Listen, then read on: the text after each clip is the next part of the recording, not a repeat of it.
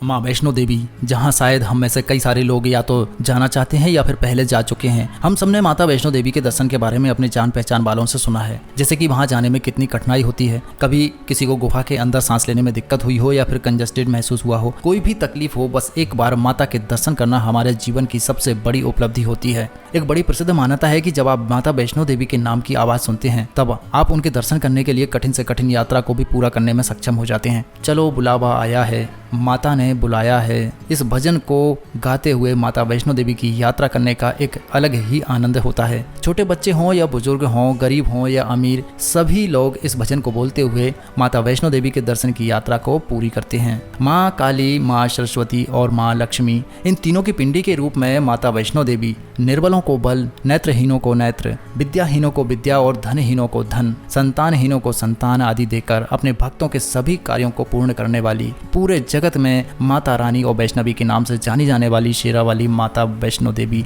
जिनका जागृत और पवित्र मंदिर भारत के जम्मू कश्मीर राज्य की हसीन वादियों में उधमपुर जिले में कटरा से 13 किलोमीटर दूर उत्तर पश्चिमी हिमालय के त्रिकुट पर्वत पर गुफा में विराजमान है। और यह एक दुर्गम यात्रा है, किंतु माता के भक्तों की आस्था और विश्वास की शक्ति सब कुछ संभव कर देती है। नवरात्रों के दौरान माता वैष्णो देवी के दर्शन करने की एक विशेष मान्यता है। इन 9 दिनों तक क्या देश और क्या विदेश लाखों श्रद्धालु जन माता वैष्णो देवी के दर्शन करने के लिए पहुंचते हैं। वैसे कहते भी हैं कि पहाड़ों वाली माता वैष्णो देवी सब की मुरादें पूरी करती हैं। उनके दरबार में जो कोई भी सच्चे दिल से जाता है, उनकी हर मुराद पूरी होती है। माता के भक्त मानते हैं कि माता जब भी बुलाती है तो भक्त किसी न किसी बहाने से उनके दरबार तक पहुंच ही जाता है। जो बिना बुलाए जाता है, वो कितना भी चाह ले, कितनी भी कोशिश कर ले, माता के दर्शन नहीं कर पाता। व्यावहारिक दृष्टि से भी माता वैष्णो देवी ज्ञान, वैभव और बल का सामूहिक रूप है, क्योंकि यहाँ आदि शक्ति के 3 रूप हैं। पहला महासरस्वती जो ज्ञान की देवी है, दूसरा महालक्ष्मी जो धन और वैभव की देवी है, और तीसरा महाकाली या दुर्गा जो शक्ति स्वरूपा मानी जाती है। जीवन के धरातल पर भी श्रेष्ठ और सफल बनने और ऊंचाइयों को छूने के लिए विद्या, धन और बल ही जरूरी होता है, जो मेहनत और परिश्रम के द्वारा ही संभव है। माता की इस यात्रा से भी जीवन के सफर में आने वाली कठिनाइयों और संघर्षों का सामना करके पूरे विश्वास के साथ अपने लक्ष्य को प्राप्त करने की प्रेरणा और शक्ति हमें मिलती है। माँ वैष्णो देवी का ये प्रसिद्ध दरबार हिंदू धर्मावलंबियों का एक प्रमुख तीर्थ स्थल होने के साथ साथ 51 शक्तिपीठों में से एक है, जहाँ दूर दूर से लाखों श्रद्धालु माता के दर्शन के लिए आते हैं। ये उत्तरी भारत में सबसे पूजनीय और पवित्र स्थानों में से एक है, जहाँ माता वैष्णो देवी महालक्ष्मी, महाकाली और महासरस्वती के पिंडी रूप में स्थापित हैं। भूगर्भ शास्त्री भी इस गुफा को हजारों साल पुरानी बताते हैं। माता की ये गुफा त्रिकुटा पर्वत में उत्तरी जम्मू से 61 किलोमीटर की दूरी पर है।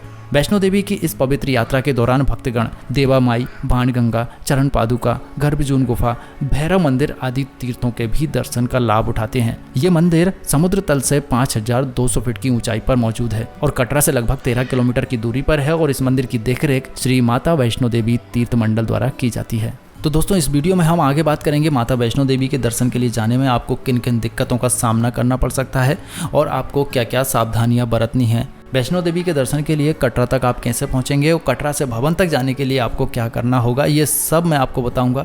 इससे पहले हम माता देवी की पौराणिक कथाओं की ओर ध्यान मोड़ते हैं। यूं तो जगत माता वैष्णो देवी के संबंध में कई पौराणिक कथाएं प्रचलित हैं, लेकिन एक कथा जो सबसे ज्यादा सुनी और मानी जाती है। एक बार पहाड़ों वाली माता ने अपने परम भक्त पंडित श्रीधर की भक्ति से प्रसन्न होकर उसकी लाज बचाई और पूरी सृष्टि को अपने अस्तित्व का प्रमाण दिया। वर्तमान कटरा कस्बे से 2 किलोमीटर की दूरी पर स्थित हंसाली गाँव में माँ वैष्णवी के परम भक्त श्रीधर रहते थे। वो निसंतान होने से दुखी रहते थे। एक दिन उन्होंने नवरात्रि पूजन के लिए कुंवारी कन्याओं को बुलवाया। माँ वैष्णवी कन्या वेश में उन्हीं के बीच में आ बैठी। पूजन के बाद सभी कन्याएं तो चली गईं, पर माता वैष्णो देवी वहीं पर बैठी रहीं और श्रीधर से बोली, सबको अपने घर भंडारे का निमंत्रण दे आओ। श्रीधर ने उस दिव्य कन्या की बात मान ली और आसपास के गांव में भंडारे का संदेश पहुंचा दिया। वहां से लौटकर आते समय गुरु गोरखनाथ और उनके शिष्य बाबा भैरवनाथ के साथ उनके दूसरे शिष्यों को भी भोजन का निमंत्रण दे दिया।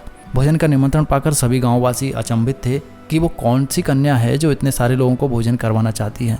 इसके बाद श्रीधर के घर अनेक गांववासी आकर भोजन के लिए एकत्रित हो गए। तब कन्या रूपी माता वैष्णो देवी ने एक विचित्र पात्र से सभी को भोजन परोसना शुरू कर दिया। भोजन परोसते परोसते जब वो कन्या भैरवनाथ के पास गई तो उसने कहा कि मैं तो खीर पूरी की जगह मांस भक्षण और मदिरापान करूंगा। तब कन्या रूपी माँ ने उसे बहुत समझाया कि ये ब्राह्मण के यहाँ का भोजन है, इसमें मांसाहार नहीं किया जाता। लेकिन भैरवनाथ जानबूझकर अपनी बात पर अड़ा रहा, और जब भैरवनाथ ने उस कन्या को पकड़ना चाहा तो माँ ने उसके कपट को जान लिया और माँ वायु रूप में बदलकर त्रिकुटा पर्वत की ओर उड़ चली। भैरवनाथ भी उनके पीछे पीछे चला गया। माना जाता है कि माँ की रक्षा के लिए पवन पुत्र हनुमान भी वहां मौजूद थे। हनुमान जी को प्यास लगने पर माता ने उनके आग्रह पर धनुष से पहाड़ पर बाण चलाकर एक जलधारा निकाली और उस जल में अपने केस धोए। आज ये पवित्र जलधारा बाणगंगा के नाम से जानी जाती है, जिसके पवित्र जल का पान करने या फिर इसमें स्नान करने से श्रद्धालुओं की सारी थकावट और तकलीफें दूर हो जाती हैं। इस दौरान माता ने एक गुफा में प्रवेश करके 9 माह तक तपस्या की। भैरवनाथ भी उनके पीछे पीछे वहां तक आ गया। तब एक साधु ने भैरवनाथ से कहा कि तू जिसे कन्या समझ रहा है वो आदि शक्ति जगदम्बा है, इसलिए उस महाशक्ति का पीछा छोड़ दे। भैरवनाथ ने उस साधु की बात नहीं मानी। तब माता गुफा की दूसरी ओर से रास्ता बनाकर बाहर निकल गईं। ये गुफा आज भी अर्धकुमारी या आदिकुमारी या गर्भजून के नाम से प्रसिद्ध है। आदिकुमारी के पहले माता की चरण पादुका भी है। ये वो स्थान है जहाँ माता ने भागते भागते मुड़कर भैरवनाथ को देखा था। गुफा से बाहर निकलकर कन्या ने देवी रूप धारण किया। माता ने भैरवनाथ को चेताया और वापस जाने को बोला, फिर भी वो नहीं माना तो माता गुफा के भीतर चली गई। तब माता की रक्षा के लिए हनुमान जी गुफा के बाहर थे और उन्होंने भैरवनाथ से युद्ध भी किया। भैरवनाथ ने फिर भी हार नहीं मानी और जब वीर लंगूर निढाल होने लगे तो माता वैष्णवी ने महाकाली का रूप लेकर भैरवनाथ का संहार कर दिया। भैरवनाथ का सिर कटकर भवन से 8 किलोमीटर दूर त्रिकुट पर्वत की भैरव घाटी में जाकर गिरा। उस स्थान को भैरवनाथ के मंदिर के नाम से जाना जाता है। जिस स्थान पर मां वैष्णो देवी ने हठी भैरवनाथ का वध किया वो स्थान पवित्र गुफा या भवन के नाम से प्रसिद्ध है। इसी स्थान पर दाईं ओर मां काली, मध्य में सरस्वती और बाईं ओर मां लक्ष्मी पिंडी के रूप में गुफा में विराजमान है। इन तीनों के सम्मिलित रूप को ही माता वैष्णो देवी का रूप कहा जाता है। इन 3 भव्य पिंडियों के साथ साथ कुछ श्रद्धालु भक्तों और जम्मू कश्मीर के भूतपूर्व नरेशों द्वारा स्थापित मूर्तियां भी मौजूद हैं। कहा जाता है कि अपने वध के बाद भैरवनाथ को अपनी भूल का पश्चाताप हुआ और उसने मां से क्षमादान की भीख मांगी। माता वैष्णो देवी जानती थी कि उन पर हमला करने के पीछे भैरवनाथ की मुख्य मंशा मोक्ष प्राप्त करने की थी। उन्होंने न केवल भैरवनाथ को पुनर्जन्म के चक्र से मुक्ति प्रदान की बल्कि उसे वरदान देते हुए कहा कि मेरे दर्शन तब तक पूरे नहीं माने जाएंगे जब तक कोई भक्त मेरे बाद तुम्हारे दर्शन नहीं करेगा। उसी मान्यता के अनुसार आज भी भक्त माता वैष्णो देवी के दर्शन करने के बाद 8 किलोमीटर की खड़ी चढ़ाई चढ़कर भैरवनाथ के दर्शन करने को जाते हैं। इसी बीच वैष्णो देवी ने 3 पिंड सिर सहित एक चट्टान का आकार ग्रहण किया और सदा के लिए ध्यान मग्न हो गईं। इसी बीच पंडित श्रीधर अधीर हो उठे और वे माता वैष्णवी को ढूंढते ढूंढते त्रिकुटा पर्वत की ओर उसी रास्ते आगे बढ़े जो उन्होंने सपने में देखा था। अंत में वे गुफा के द्वार पर पहुंचे और कई विधियों से उन पिंडियों की पूजा को अपनी दिनचर्या बना ली। देवी उनकी पूजा से प्रसन्न हुई और वे उनके सामने प्रकट होते हुए उन्हें आशीर्वाद दिया। तब से श्रीधर और उनके वंशज वैष्णो देवी की पूजा करते आ रहे हैं। वैष्णो देवी दर्शन के लिए कटरा तक पहुंचने के 3 ऑप्शन मौजूद हैं। पहला हवाई मार्ग, जम्मू का रानीबाग एयरपोर्ट जो कि वैष्णो देवी का नज़दीकी एयरपोर्ट है।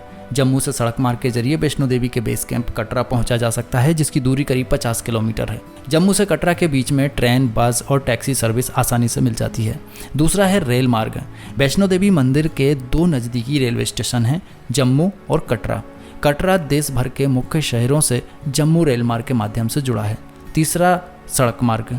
सड़क मार्ग के जरिए भी कटरा आसानी से पहुंचा जा सकता है। देश के विभिन्न हिस्सों से जम्मू सड़क मार्ग के जरिए जुड़ा हुआ है और जम्मू होते हुए सड़क मार्ग से कटरा पहुंचा जा सकता है। हर साल कई श्रद्धालु अपने निजी वाहनों से भी माता के दर्शन के लिए कटरा पहुंचते हैं। कटरा बस स्टैंड से 2 किलोमीटर की दूरी पर बाणगंगा से यात्रा शुरू होती है। बाणगंगा में चेक पोस्ट बना है, यहाँ से यात्रा पर्ची चेक करके ही आगे जाने दिया जाता है। बाणगंगा से भवन की दूरी 11 किलोमीटर है। पहाड़ी चढ़कर जाना होता है, कुछ जगह पर खड़ी चढ़ाई चढ़ना होता है। भवन तक जाने के लिए अच्छा रास्ता बनाया गया है। चाय, कॉफी, भोजन, पानी आदि की अच्छी व्यवस्था की गई है। कटरा से भवन तक जाने के लिए आप हेलीकॉप्टर, पौनी, घोड़े, पालकी या पैदल भी जा सकते हैं। यदि आप भी माता रानी के दर्शन को जा रहे हैं तो आप इन बातों को जरूर ध्यान रखिएगा। वैसे तो माता वैष्णो देवी के दर्शन के लिए साल भर श्रद्धालु जाते हैं, परंतु यहाँ जाने का सबसे बेहतर मौसम होता है गर्मी का। इस स्थान पर दिसंबर से जनवरी के बीच में भवन का न्यूनतम तापमान -3 से -4 डिग्री तक चला जाता है और कई बार तो बर्फबारी भी होती है और इस मौसम में चट्टानों के खिसकने का खतरा भी रहता है। इसलिए यात्रा के उचित समय का जरूर ध्यान रखना चाहिए। ब्लड प्रेशर के मरीज चढ़ाई के लिए सीढ़ियों का उपयोग ना करें। भवन ऊंचाई पर स्थित होने से यहाँ तक चढ़ाई में आपको उल्टी या जी मचलाने जैसी परेशानियां हो सकती हैं, जिनसे बचने के लिए अपने साथ आवश्यक दवाइयां जरूर रखें। चढ़ाई के वक्त जहां तक हो सके कम से कम सामान अपने साथ लेकर जाएं ताकि चढ़ाई में आपको परेशानी ना हो। पैदल चढ़ाई करने में